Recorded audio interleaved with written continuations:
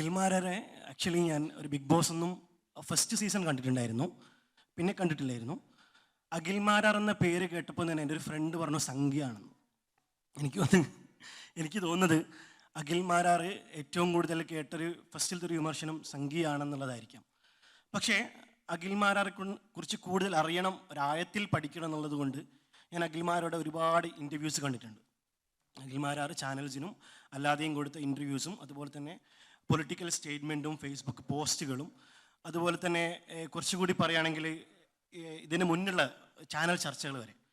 എനിക്ക് തോന്നുന്നത് അഖിൽമാരാരുടെ വിജയത്തിൻ്റെ ഒരു ഹേതുവായ കാരണം ഒരു ഒരുപാട് ഇൻഫ്ലുവൻസേഴ്സ് ഉണ്ട് ഇവിടെ, അല്ലെങ്കിൽ ഒരുപാട് സെലിബ്രിറ്റീസുകളുണ്ട്. പക്ഷെ അതിൽ നിന്നും അഖിൽമാരാറെ വ്യത്യസ്തനായി നിർത്തിയത് ഒരു ജെന്യൂനിറ്റിയാണ്. തനിക്ക് ശരിയെന്ന് തോന്നുന്നത് നിലപാടുകൾ കൃത്യമായിട്ട് അവതരിപ്പിക്കാൻ, ആ ജെന്യൂനായിട്ട് ഒരു 100 ഡേയ്സിൽ അത് കംപ്ലീറ്റ് ചെയ്യാനും, അതാണ് അഖിൽമാരാറിന് ടാർഗറ്റ് ഓഡിയൻസ് എന്ന് പറയുമ്പോൾ.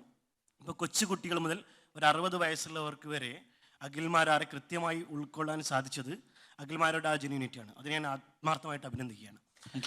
മറ്റൊരു കാര്യം എനിക്ക് പറയാനുള്ളത്, ഇന്ന് തന്നെ ചർച്ചയിൽ പറയുമ്പോൾ പതേർ പാഞ്ചാലി, സത്യജിത് റായുടെ പതേർ പാഞ്ചാലി തൊട്ടിട്ട് അഖിൽമാരാറുടെ സ്റ്റാലിൻ്റെ വിഷയം തൊട്ടിട്ട് ഓരോ വിഷയത്തിലും കൃത്യമായ ഒരു അപ്ഡേറ്റഡ് ആണ് അഖിൽമാരാർ.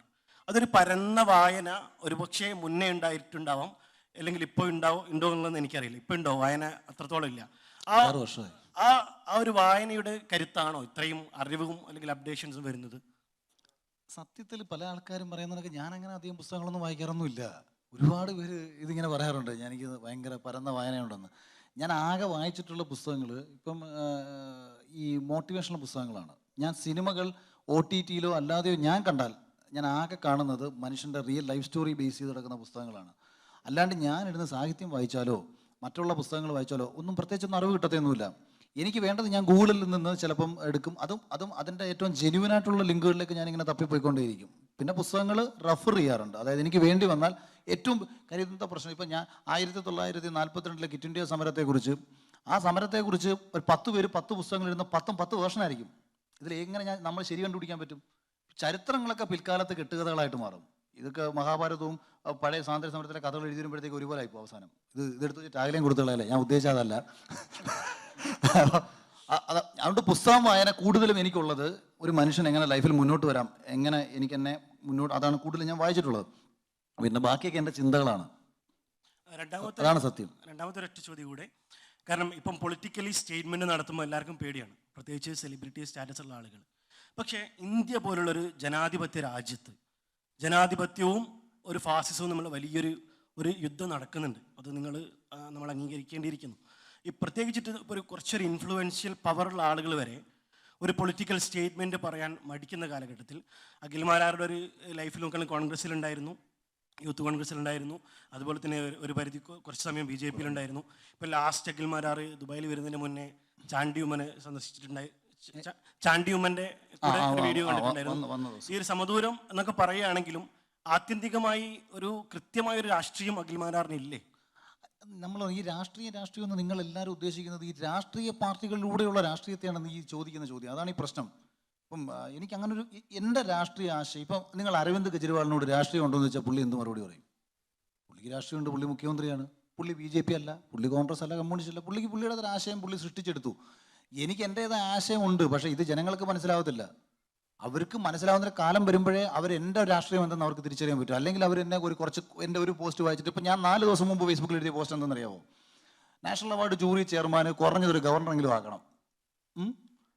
നാഷണൽ അവാർഡ് പ്രഖ്യാപനത്തിനോട് എനിക്ക് യോജിപ്പില്ലായിരുന്നു. എനിക്ക് അല്ലു അർജുനൻ എന്ന് പറയുന്ന നടനൊക്കെ നാഷണൽ അവാർഡ് കിട്ടാൻ വേണ്ടിയിട്ടുള്ള പെർഫോമൻസ് കണ്ടു കഴിയുമ്പം എനിക്കും ഇത് കിട്ടിയ മമ്മൂക്കയോടും അമീർ ഖാനോടും അല്ലെങ്കിൽ ലാലേട്ടനോടും ഒക്കെ, കാരണം അവർ ചെയ്തു വെച്ച കഥാപാത്രങ്ങൾ ആ ലെവൽ ഓഫ് പെർഫോമൻസ് ഓറിയൻറ്റഡ് കഥാപാത്രങ്ങളായിരുന്നു. അവിടെ എനിക്ക് പുഷ്പം എന്ന് പറയുന്നൊരു സിനിമയിലേക്ക് വന്നപ്പോൾ എനിക്കത് വർക്കായിരുന്നില്ല. ചില അവാർഡുകളോട് എനിക്ക് യോജിപ്പില്ല. അവിടെ കലാകാരന് രാഷ്ട്രീയമാകാം, പക്ഷേ കലാകാരൻ്റെ അംഗീകാരം രാഷ്ട്രീയമാവരുത്. തീർച്ചയായിട്ടും ഇതുപോലെ ഞാൻ വിമർശിച്ചെഴുതിയതാണ്. അവിടെ എന്നെ വന്ന് തെറി വിളിച്ചത് BJPക്കാരാണ്. ഇപ്പോൾ ഇന്നലെ ഒരു പോസ്റ്റ് എഴുതിയപ്പോൾ വന്ന് തെറി വിളിക്കുന്നത് കമ്മ്യൂണിസ്റ്റുകാരാണ്. ഇങ്ങനെ ഓരോ പോസ്റ്റ് കാണുമ്പോൾ ഓരോരുത്തരും ഒന്ന് തെറി വിളിക്കും. അവരുടെ സന്തോഷം വിളിച്ചോട്ടെ, അവർക്കിപ്പോൾ എന്നെ തെറിയല്ലേ വിളിക്കാൻ പറ്റുമോ? വിളിക്കട്ടെ. നിലപാടിൻ്റെ രാഷ്ട്രീയം, ഈ നിലപാടിൻ്റെ രാഷ്ട്രീയമാണ് ഞാൻ ഉദ്ദേശിച്ചത്, അല്ലാതെ ഒരു പൊളിറ്റിക്കൽ പാർട്ടിയുടേതല്ല. ഇത് നാളെ നിങ്ങൾ വലിയൊരു സെലിബ്രിറ്റി ആയാലും ഈ സത്യം ഇതുപോലെ ഉച്ചസ്ഥം പറയാൻ സാധിക്കട്ടെ എന്ന് മാത്രം ഇനി ഇതിൽ കൂടുതൽ എന്തോന്ന് സെലിബ്രിറ്റി ആവാൻ. ഇനി ഇതിലും വലിയ ഇഷ്ടം ഞാൻ എൻ്റെ 10 പടം സൂപ്പർ ഹിറ്റ് ആയാലും ആരെയൊന്നും കിട്ടത്തില്ല. കാരണം നമ്മൾ അഖിൽമാരാരെന്ന് പറയുന്ന കഥാപാത്രം ചെയ്ത ആളല്ല, അഖിൽമാരായിരുന്നു ബിഗ് ബോസിൽ. നമ്മൾ സാറിന് തിരക്കുണ്ട്. അപ്പൊ നമുക്ക് എല്ലാവരുടെ സിയാസ് ഉണ്ടല്ലോ അവിടെ, സിയാസ് ഉണ്ട്, മുള്ളിൻ്റെ അടുത്ത് ഒന്ന് കൊടുക്കുക. സിയ അമ്മ ഇരിക്കല്ലേ, ഒന്നുമില്ലേ? ഞാൻ വിചാരിക്കാൻ പറഞ്ഞു. ഇദ്ദേഹത്തെ ഞാൻ 2 പ്രാവശ്യം വിമർശിച്ചിട്ടുണ്ട് സോഷ്യൽ മീഡിയ തന്നെ. 2 പ്രാവശ്യം. Thank you. ബിഗ് ബോസിൽ കയറുന്നതിന് മുമ്പും ബിഗ് ബോസിന്റെ അകത്ത് ചില സംഭവങ്ങൾ ഉണ്ടായതിന് ഞാൻ നന്നായിട്ട് വിമർശിച്ചിട്ടുണ്ട്. പക്ഷെ താങ്കൾ പിന്നീട് താങ്കൾ ചെയ്ത തെറ്റിനൊക്കെ നന്നായിട്ട് മാപ്പ് പറഞ്ഞ് മറ്റുള്ള സെലിബ്രിറ്റികൾക്ക് താങ്കളൊരു മാതൃകയായിട്ട്, പിന്നെ ഒരു ഫയറാണ് അഖിൽമാരാർ. പിന്നെ ഒരു ഫയറായിട്ടാണ് പിന്നെ ബിഗ് ബോസ് ഞാൻ കണ്ടത്. വേറെ ലെവലാണ് ഭയങ്കര. എൻ്റെ ഉമ്മാക്ക് ഭയങ്കര ഇഷ്ടമുണ്ട് നിങ്ങളാ. ഉമ്മ തിരക്കെന്ന് പറഞ്ഞു. Thank you. Thank you bro.